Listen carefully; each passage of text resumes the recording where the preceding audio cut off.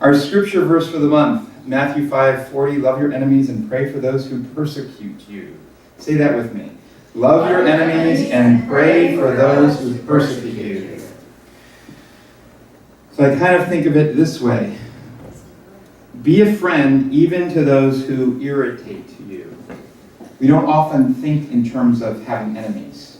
We don't think to ourselves, that person is my enemy. But we sure feel irritated from time to time that somebody did a thing. Somebody did that thing that irritated me, and they did it on purpose.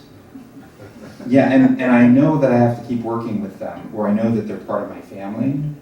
But you know what they did? They did that thing that tweaks me. What you have done verbally is you've turned them into an enemy. Even though you don't call them an enemy, there's somebody who's now irritating you, and you are not saying something about them that is particularly kind. You're now saying something that you think is valid because you've been irritated. I've been irritated by them. And so I'm justified in saying something about them that is less than seeing the divine in them. Ernest tells us, Jesus tells us not to resist evil, to love our enemies, and to do good, to do good. To do what? Good. Good. To them who would do us evil. To do good to those people who would do us evil. For this is manifest the spirit of love, which is God. God loves all alike, and causes his rain to fall on his sun to shine on all. Let me try that again. God loves all alike and causes his rain to fall and his sun to shine on all. In his arms, which are inclusive, divine love encompasses everything. Imagine that. In God's arms, now Ernest often uses the masculine, but we don't have to. But he doesn't, I'm just quoting him. In arms which are inclusive, divine love encompasses everything. Just imagine that. Just put your arms out like you're encompassing everything. In arms which are inclusive, divine love encompasses everything. So, here's the thing. Inclusive means you're including the person who irritates you in the expression of the divine. The person who gets under your skin is an expression of the divine. The person who pisses you off is an expression of the divine. Right there, their highest expression in that particular moment is an expression of the divine. Your irritation with them is your separation from the divine. It has nothing to do with them. I want you to imagine for a moment that you were put in a prison cell. Unjustly so. You have been thrown in prison and you didn't do anything, but they think somebody looks like you did something bad. They might have been profiling. It was a redhead. Let's go get Jan.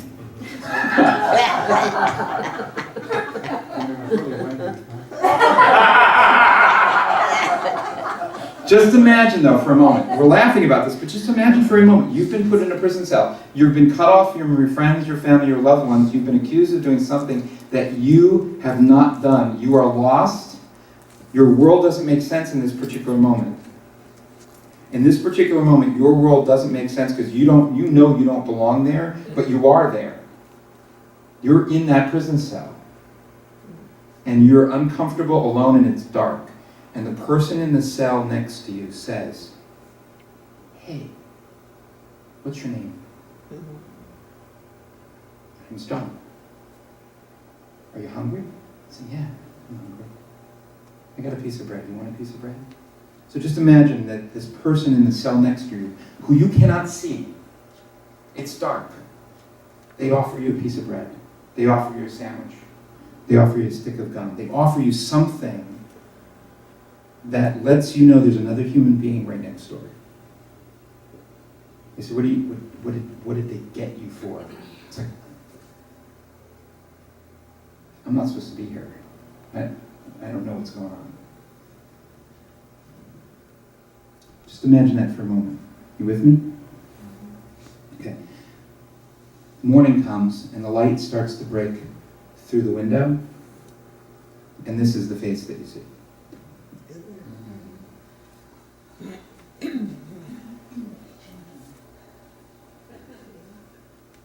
It's so easy to displace and want to kill somebody when their humanity isn't present for us.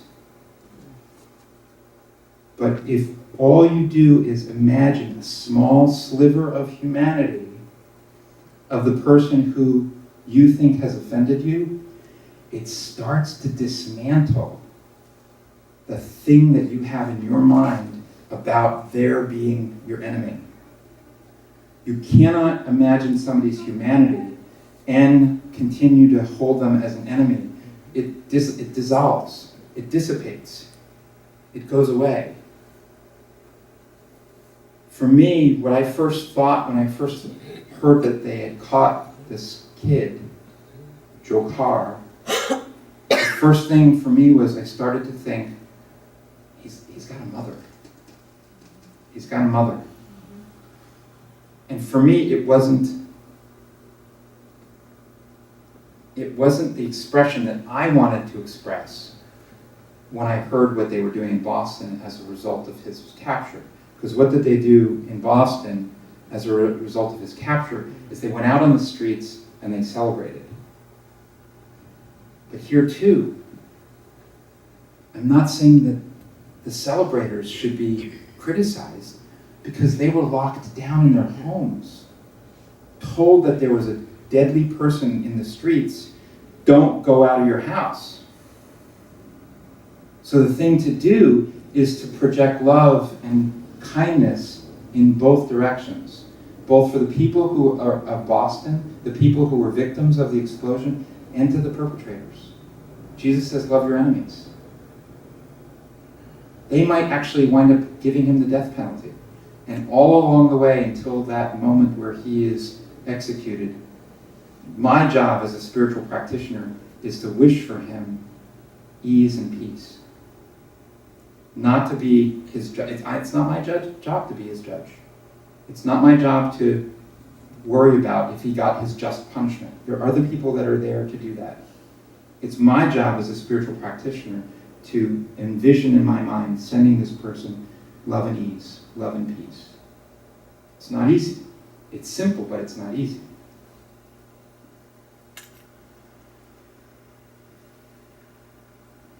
So the idea that Jesus is talking about, love your enemies, he's saying that because he's expecting that you've already handled everybody else.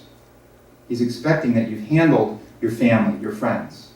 He's talking about love everybody. Love your enemies, your friends. Love everyone.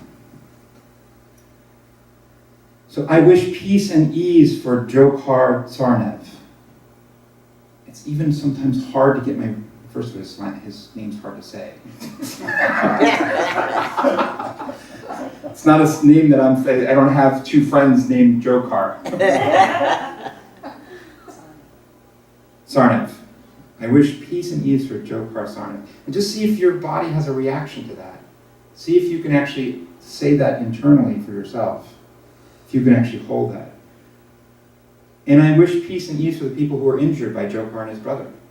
I wish peace and ease on both accounts, both places.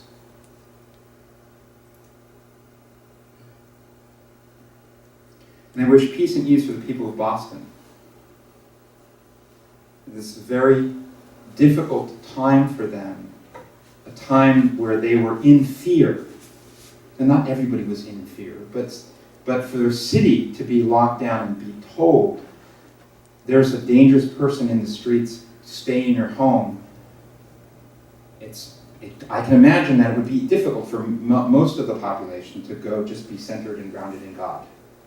Some people were, but I can imagine that a lot of people who don't practice weren't. Lock my door, padlock, and the chain. All three.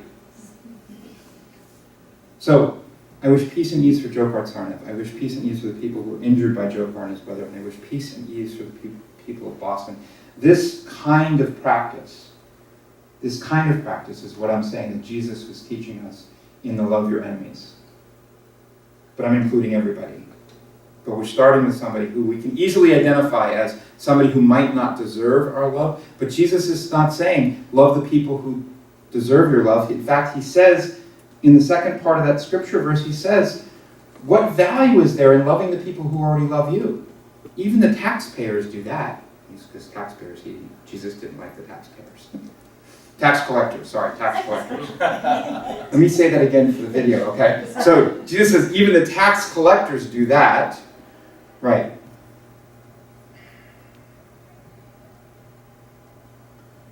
So I just want you to think about this idea, this concept that I'm talking about is evaluating our speech, evaluating our thinking about things as they happen, things that irritate us. From irritation all the way to kill, okay? But there's a range. Now, there's not a lot of people in this room, I would say, because you would have told me, who are having people in your life killed on a regular basis. But I hear about your irritations all the time, okay? So we'll start with irritation. Some of you know my day job, I drive from Alameda down to San Jose every day, or 3 times a week. It's easy to get stuck in traffic on the commute down there, especially 8:30 to 9 o'clock. It's going to be a 2-hour ride. Think about what one would say in the midst of that, especially if you find out that there's been a traffic accident and people have possibly been injured. What is it that I want to say to myself, and what is it that I want to say when I actually arrive? Because when I arrive and people say, how come it took you so long to get here? What is it that I want to answer them with? How is it that I want to respond? So one of the things I could say is, it was a huge accident, what a mess. But what am I practicing if I actually say that? What am I practicing if I say, huge accident, what a mess? I'm actually affirming a particular condition. Was it true what I said? No, what I said there is not the truth, it's an assessment. It's my perspective, it's an assessment, it's not true. Wow, somebody got hurt. It might be true, might not be true, but the wow is also increasing the alarm of it. Or, I bless each person involved knowing the highest good for all. I bless each person involved knowing the highest good for all. And if somebody says what happened on the way down, I would probably say something like, traffic was slow, period.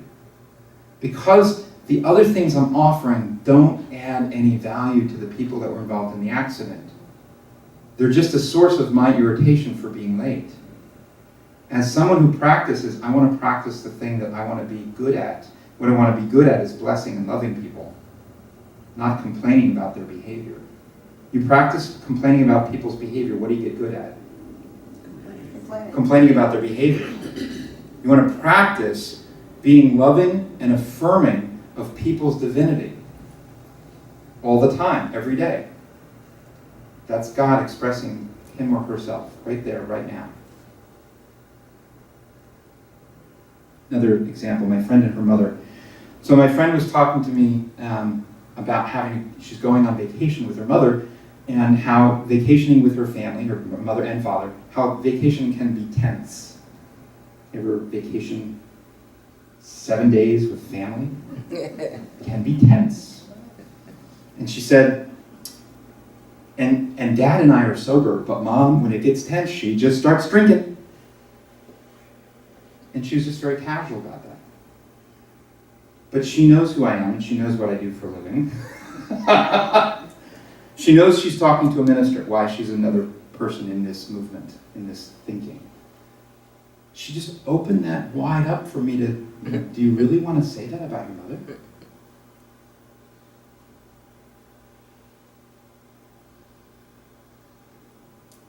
So the first thing that I could think in response to what she's saying, the first thing I could think about in response to what she's saying is her mother's a drunk. That's a possible thing I could think. Now, pay attention to this because this is important. Think of the difference between the first one and the second one. Her mother is a drunk, puts her mother in a particular box. Her mother drinks, puts her in a box, but it's not as damning as the first one. The first one really puts her in a box like she will never get out of that box. She's in that box forever. The second one's talking more about the behavior rather than a character. Her mother drinks. Her mother is coping with her pain. So imagine how that is different, because now all of a sudden I start to see that person's humanity. So how now I'm thinking in terms of that expression is not, I haven't put them in a box, I haven't cursed them into the box. I'm now seeing their humanity, and this is how they're dealing with their pain, is they have an expression, and that's what their expression is. And her mother is expressing her divinity exactly like that. I could think that. I could think that. I could think her mother, whatever her behavior is, that's her highest expression of her divinity in this particular moment. And if I do anything less, and I'm committed to these principles, if I do anything less, it's something I want to examine in myself. Because if I do anything less than know her divinity, if I do anything less than that, I'm not practicing this particular principle of seeing God in another. And the reason why that's been displaced is because somehow I believe that my good has been limited by their behavior. Let me say that again. If I see less than good in another, it's somehow I believe my good is diminished by their behavior. Is my good diminished by somebody else's behavior? No, my good is an expression of my consciousness. My good is not diminished by somebody else's behavior. If I see less than good in them in that particular moment that I put them in a box, guess who goes in the box with them? You do. That's right. If that's less than God, so am I. If she's an expression of the divine, exactly what she's doing, I might not like it, but I have to examine my likes for myself. But if I say that's less than God there, if I say that that's less than God in that particular moment, I'm less than God in that moment. My connection to the divinity is severed. It's like cutting the middle part of the tree trunk. You go into the tree, you cut that middle part of the tree will eventually die. You've cut off your connection to the divine as soon as you say that person was less than the divine expressing. So, don't judge yourself for that. Just pay attention to what your practice is. Because as soon as you judge yourself for that, guess what you did? Put yourself in the I'm not God box all over again. Take yourself out, put yourself in the box called I am God, I am one with God, sing a song, distract yourself. I have a clue for how to distract yourself. Some of the scale, there's a scale of this, of where you want to evaluate yourself in your practice. So the first portion of the scale, you could curse or reinforce negativity. I don't mean curse verbally, but it could come out as a person with the adjectives in front. That is a curse. You have cursed them into a particular position. You are not affirming the God in them. You are irritated by them, and now you're swearing about that. But when you're swearing, what you're affirming is the negativity that you have in your consciousness about that person. When you move up the scale, the next step up is you report or you just repeat. So they said something about themselves, or they said something about someone else, and you just report back exactly what they said.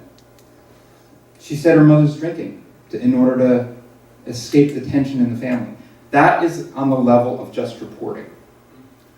And a lot of us think that that's valid. It's okay just to report back. They said it. I didn't say it.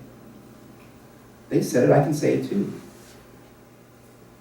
It's true that they said it, but you have a choice about what you create in your world. So if you're just repeating back what somebody else said about themselves or someone else, all of a sudden you're culpable in that discussion. Don't have to be. You have a choice. The next step up is bless and affirm. Bless and affirm is I hear what they say and I bless the condition that wherever it is and say, God is expressing right there. God is expressing right there. God is expressing right there. Right there. In that transaction. Somehow this irritation that's coming at me is God expressing itself. And there's something in me that I need to learn to work out.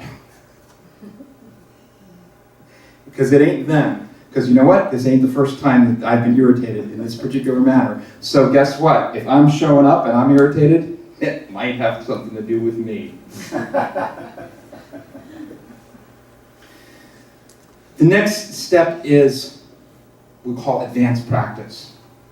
Because I don't know a lot of people walk around every day but I aspire to this personally. But I'm a human being.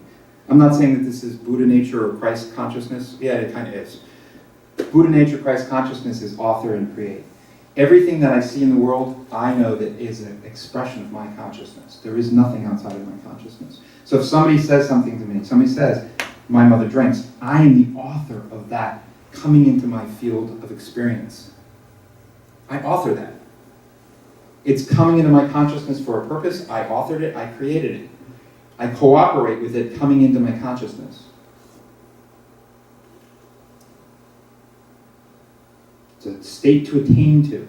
But the first level here is to catch yourself when you curse or reinforce negativity. Catch yourself in that. I'm irritated. They did something. Catch yourself right there. Move yourself up in the levels. See if you can't get to bless. See if you can't move yourself into blessing everything that's coming at you, however it's coming at you. I bless that. I bless that. I bless that. I bless all of it. That too. That irritation. They owe me money. They said something bad to me. They ignored me. They didn't call me for the party. Whatever the source of irritation is, bless that too. Have blessing be your practice. Here's the tricky thing. It's socially acceptable to agree with somebody else's complaint. So if somebody complains to you about somebody else, you know, about Wendy. It's actually socially acceptable to go, yeah, I know, I saw that too. She does that with me too. And if you don't agree with them, so if I said that to Jan, and Jan went, I don't know. What do you mean you don't know? You have to agree with me. A person might even get upset with you if you don't agree with them. They will pull you into the agreement and say, come along for the ride. Come with me. Let's go down this road. So, old phrase. If you can't say something nice about someone, the whole phrase goes like this. If you can't say something nice, don't say nothing at all. Who knows the source of this? Actually, he might have said a version of it. But the version that I can directly attribute it to is Thumper. I can't do Thumper's voice, otherwise I would. If you can't say something nice, don't say nothing at all. I thought my mother made it up. Because Thumper was 1942, and it was way, she just borrowed it and started teaching me, don't say nothing at all. The thing is that it's so easy for somebody to pull us into that conversation, to pull us into the negativity, to take us down that road. They say, come on along, and you go, okay, I'll go. But you don't have to go. But you also don't have to disrespect them for inviting you along. I'm going to give you some ideas about how to respond to a negative. So if you hear a negative, either within yourself or coming to you from someone else, if someone presents a negative, especially if it's about another human being, because really this is where we want to do our work, is within our relationships with other humans. Okay, if somebody says a negative to you, the first thing you might do is agree with them. That's what I was just, the example I was giving you. You go, they do that to me too.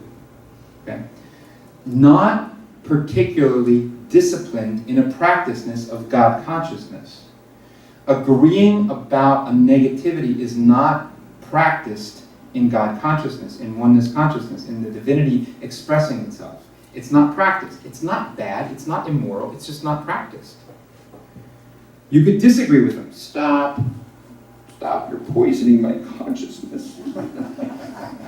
You're such a negative person, I can't bear to hear what you're about to say to me. So Jan comes up to me and says, stop, Jan, I can't handle it, it's too much. It's 2 hands, I have to get large. You could be understanding but neutral. You're going to practice what your psychotherapist practices. I can see why you would say that. Making no comment one way or the other. And believe me, I love psychotherapists. But their job is to be more neutral than reflective or moving you in a particular direction spiritually. Here's the spiritual practice. You ready for the spiritual practice? Here's the spiritual practice. Distract them with a cookie.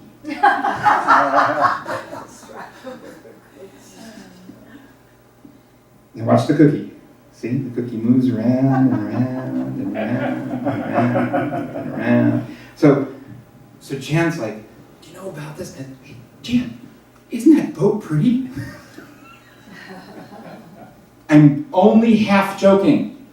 I'm half being completely sincere. You do not need to address what they decide is what the topic of conversation is. You might decide you don't like the direction that the conversation is going, but you have options. You can walk away from the conversation, or you just change the conversation and move it into a direction that you want. Just because they start off a conversation doesn't mean you have to let them finish it. It doesn't have to go that way. But we're very trained from our childhood. If your parents ask you a question, you're supposed to answer them directly. That's our training in answering questions, or in dialogue. We're not trained and adept at moving a conversation in the direction that we want it to go. But it's completely possible to take a conversation that's going negative and move it positive.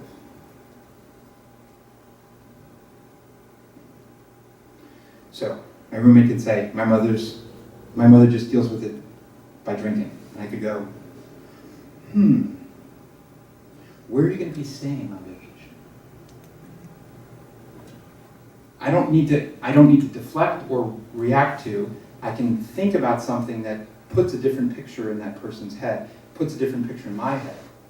If I resist it, if I agree with it, what are we stuck in? We're stuck in the drinking conversation. I don't have to be stuck there, though. I can move myself out of that conversation into whatever conversation I want to have.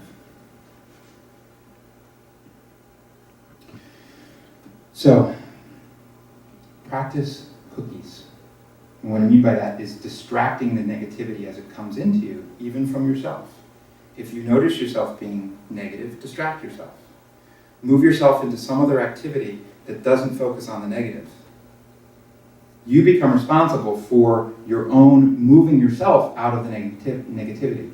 You become responsible for moving someone else out of negativity into a blessing. So that's the practice.